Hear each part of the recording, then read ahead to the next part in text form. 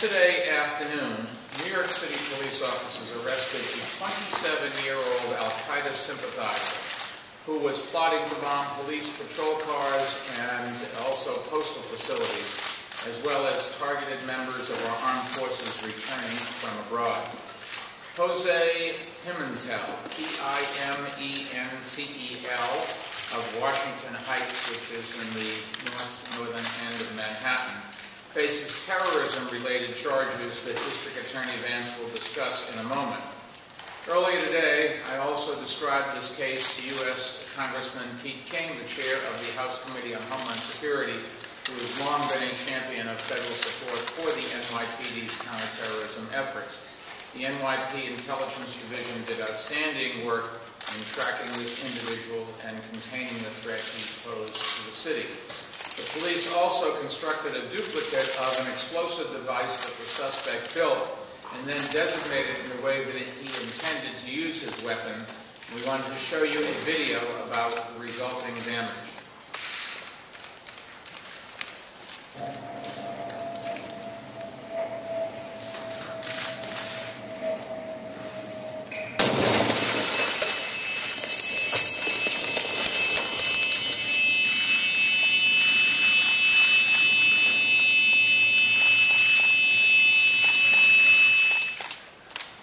I should point out that our staff briefed the governor's staff on this earlier this evening, and I've asked Commissioner Kelly to discuss this case in greater detail, but first let me make these observations. The suspect was a so-called lone wolf, motivated by his own resentment of the presence of American troops in Iraq and Afghanistan, as well as inspired by al-Qaeda propaganda. He was not part of a larger conspiracy emanating from abroad. He represents exactly the kind of threat FBI Director Robert Mueller and his experts have warned about, as American military and intelligence agencies have eroded al-Qaeda's ability to launch large-scale attacks.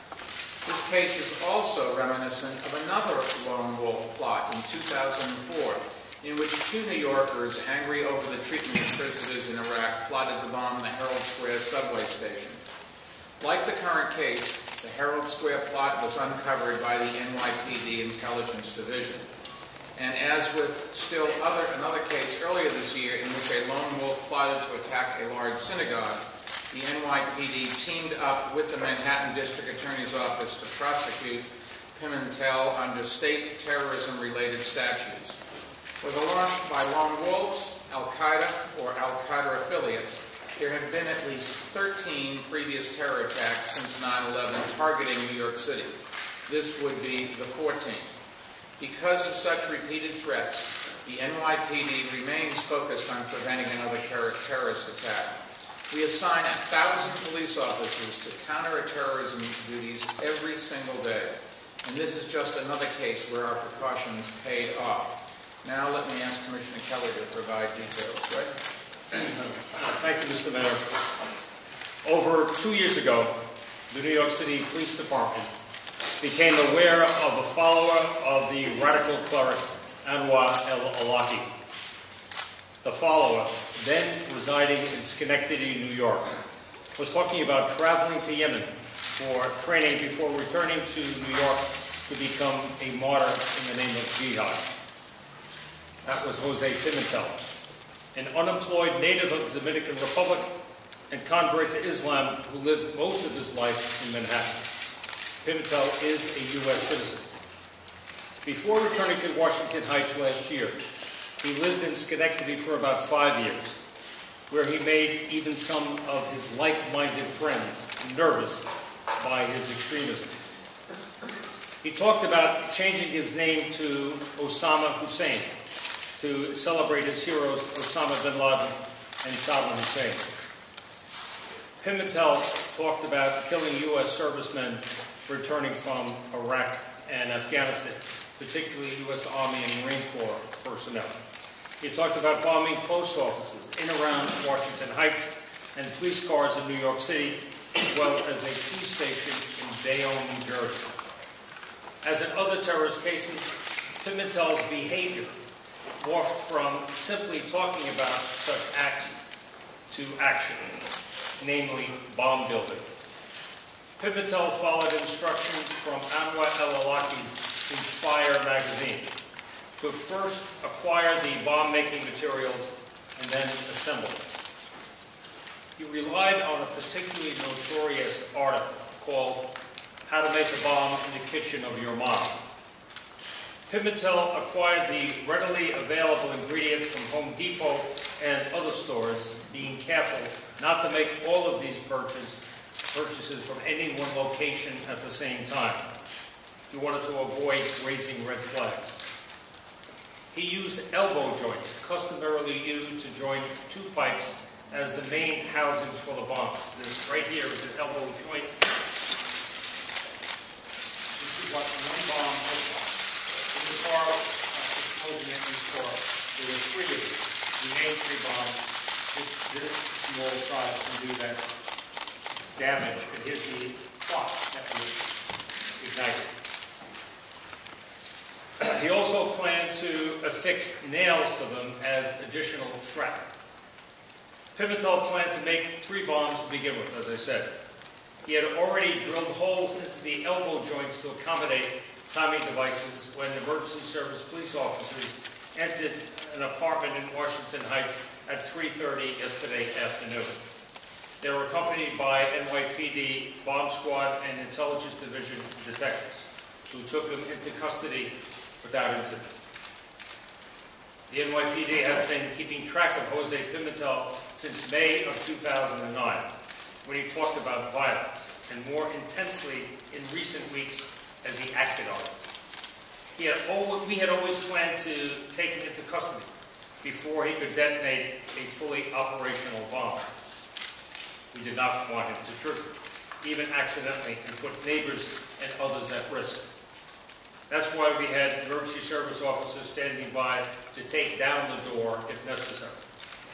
Pimentel planned to test the effectiveness of the bombs by planting them in mailboxes and detonating. Once his bombing campaign began, Pimentel said, the public would know that there were mujahideen in the city to fight jihad here. As the mayor indicated, Pimentel was a lone wolf. As you know, there have also been plots against 9/11, since 9/11, directed against the city by Al-Qaeda Central and its affiliates, including one to take down the Brooklyn Bridge and to bomb the subway system. We keep a 360-degree perimeter as a result, looking for Al-Qaeda Central, its affiliates, or lone wolves to return here to kill more New Yorkers. We remain the nation's financial capital. We remain its communication capital, and a world stage on which terrorists can get the most bang for the buck. Thanks to the outstanding work of the officers involved and support from the district attorney, the buck stopped in Washington Heights yesterday afternoon. Mr. Mayor? Commissioner, thank you. I'd like to now ask District Attorney Vance to comment on the case. Thank you, Mayor, Commissioner Kelly, Chief Cohen, ladies and gentlemen. The safety of our citizens is the primary responsibility of any district attorney. And for the Manhattan District Attorney's Office, that job must include a commitment to and an expertise in terrorist threats both abroad and at home. Manhattan, as the Commissioner said, is the symbol of much that terrorists hate about the West, and this city, our home, will continue to be a target in the years to come. We are fortunate to have a police department that has risen to the challenge of addressing a global threat that focuses on our city. And we support Ray Kelly and the NYPD in addressing that threat. In combating this terrorist threat, as we all know, without special vigilance, the results will be deadly. Our office today filed charges against Jose Pimentel of Manhattan for conspiring to build a bomb for terrorist purposes and for possessing a weapon, a pipe bomb, that he is alleged to have intended to use to wage his campaign of violence. The defendant stated his belief in violent jihad and harbored a violent ideology. And you could see that from his website, True Islam. He posted articles on Osama bin Laden, discussed the duty of every Muslim to wage war against the West, and identified himself with terrorist organizations. He was a reader of Al-Qaeda's slick online magazine, Inspire, and inspire him it did. The bomb Pimentel is charged with building came straight from the pages of Inspire magazine, and his stated desire to attack our servicemen and women as they return from Iraq and Afghanistan could have come from an Al-Qaeda playbook. Homegrown extremists are one of the faces of terrorism that we are now facing. And foreign terrorist organizations attempt to recruit our own citizens to take up armed jihad against their own neighbors. The threats against us change constantly, and our challenge in law enforcement is to balance vigilance and preparedness against the preservation of liberties that define who we are as a civil society. And to do this, we will employ the tried and true techniques that have served us in our office for decades. We follow the rule of law, and we act aggressively but responsibly. In the fight against a shifting and difficult to identify local terror threat, there is an important role to play for local law enforcement and prosecutors working in coordination with our federal counterparts, which we did in this case. And we will continue to work within the law and employ all the tools available to us to prevent a local terrorist attack and to keep our citizens